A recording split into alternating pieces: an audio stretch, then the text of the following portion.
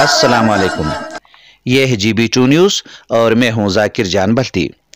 नाजरीन, इस्लाम में कोई भी अमल अजर व सवाब से खाली नहीं, लेकिन कुछ अमलियात की बेशुमार कद्र मंजिलत और बहुत ज़्यादा शान व अज़मत है।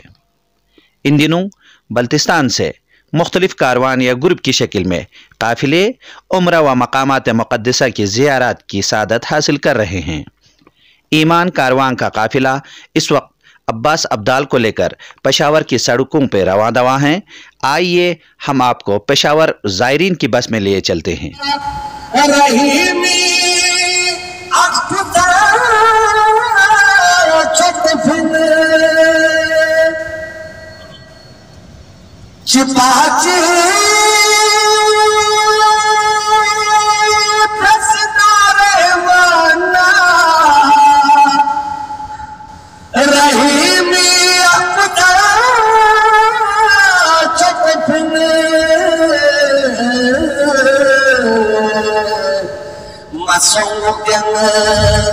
चुगले बल्लारी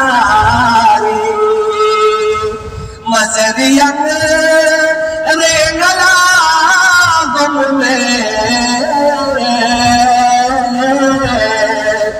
नियस्को सिखना रे यारी था रेंगला